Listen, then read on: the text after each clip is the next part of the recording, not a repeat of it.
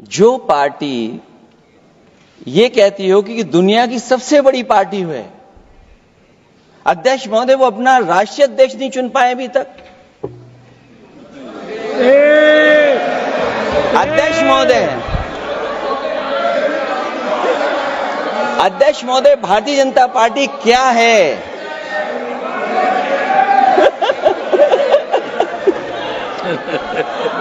जी मैं अखिलेश जी ने बहुत हंसते हंसते कहा है, इसको हंसते हंसते जवाब देना। ये सामने जितनी पार्टियां हैं उनका राष्ट्रीय अध्यक्ष उन 5 लोगों को ही चुनना है परिवार के। हमें माननीय अध्यक्ष जी करोड़ों सदस्यों में से 12-13 करोड़ सदस्य प्रक्रिया कर कर चुनना है तो देर लगती है, आपके यहां जरा भी देर नहीं लगेगी। मैं कह देता हूं अभी 25 साल तक आप अध्यक्ष हो जाओ, नहीं बदल सकता। अध्यक्ष महोदय, क्योंकि जो बात निकल के आई है वो मैं फिर आगे बढ़ा दूं। अध्यक्ष महोदय, जो बात सोशल मीडिया या और जगह गुपचुप हो रही है, कहीं ऐसा तो नहीं था कि अभी कुछ दिन पहले यात्रा जो हुई है वो कहीं 75 वर्ष की एक्सटेंशन वाली यात्रा तो नहीं थी? अध्यक्ष महोदय, ये जो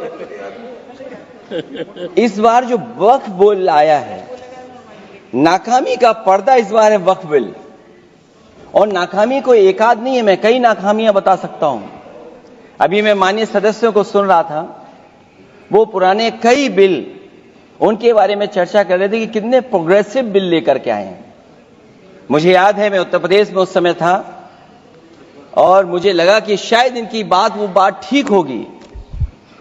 एक ये बहुत तैयारी के साथ फैसला लेकर के आए थे और फैसला ये लिया था आधी रात के आज के बाद नोट नहीं चलेंगे, नोट बंद हो जाएंगे। अध्यक्ष महोदय, उस नोटबंदी नाकामी के बारे में भी तो चर्चा हो जाए कि अभी भी न जाने कितनी जगह पर कितना रुपया निकला जा रहा है, कितना निकल करके आ रहा है। केवल नाकामी नोटबंदी की नहीं, नाकामी बेरोजगारी की भी है, नाकामी महंगाई की भी है, नाकामी किसान की आय दोगुनी नहीं कर पाए वो भी इनकी नाकामी है। मुझे याद है एक माननीय मंत्री जी पूरे देश की नदियों के बारे में बीओडी बता रहे थे, लेकिन माननीय मंत्री जी ये भूल गए कि उनके शहर में, उनके क्षेत्र की जो नदी है उसकी बीओडी क्या है।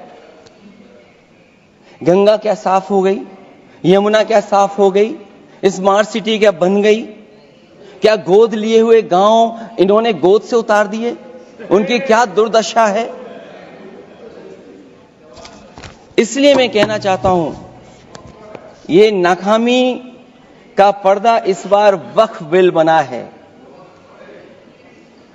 और सबसे बड़ी बात तो यह है कि जिसके लिए फैसला होना है उसकी बात को अहमियत न देना भी नाइंसाफी है।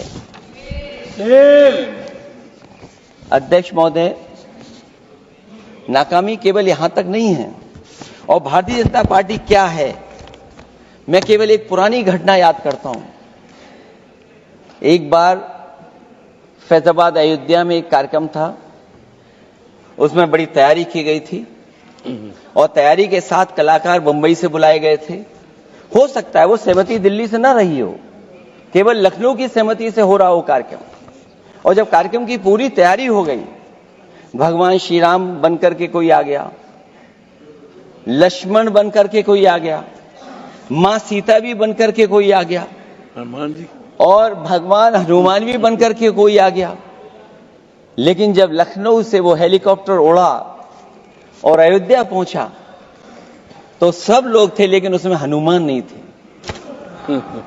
अध्यक्ष महोदय, मैं भारतीय जनता पार्टी के लोगों से कहूंगा कि जानकारी करिए कि आखिरकार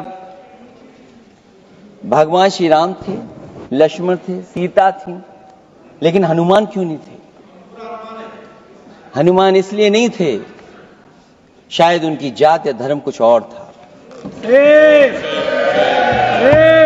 अध्यक्ष महोदय, ये देश मिली जुली संस्कृति से चला है, कुछ हमने सीखा, कुछ उन्होंने सिखाया। और जो लोग ये कहते हैं कि हम सबको बराबरी का हक देते हैं, अभी कुछ दिन पहले ईद निकली है अध्यक्ष महोदय, वो परंपरा रही है, न केवल मैं जाता हूं बल्कि कोई दल का नेता ऐसा नहीं न जाता हो उस कार्यक्रम में शामिल होने। भारतीय जनता पार्टी के जो मुख्यमंत्री, उप मुख्यमंत्री, वो भी जाते हैं, उप मुख्यमंत्री, सभी धर्मों के नेता आते हैं। लेकिन पता नहीं इस बार क्या साजिश थी, षड्यंत्र था कि वहां पर कुछ पाबंदी लगी हुई थी। अगर किसी कारण पाबंदी लगी हुई थी तो बात समझ में आती है, लेकिन जब जानकारी हुई है, किसी को नहीं पता था कि पाबंदी क्यों लगी है कि आप नहीं जा सकते वहां पर कार्यक्रम में शामिल होने। क्या यही भारत है, यही संविधान हमें रास्ता दिखाता है? अध्यक्ष महोदय, मंत्री जी बताएं हमें, वो खुद भी माइनॉरिटी हैं, भगवान बुद्ध के रास्ते पे चलते हैं। भगवान बुद्ध का रास्ता दूसरा है। हम आपको अपना मानते हैं तब भी जब आप हमारे बहुत सारे ग्रंथों को नहीं मानते, तब भी हम आपको अपना मानते हैं। आप हमारे पुराणों को नहीं मानते हैं, आप हमारे उपनिषदों को नहीं मानते हैं। लेकिन सोचिए, हम हिंदू वो लोग हैं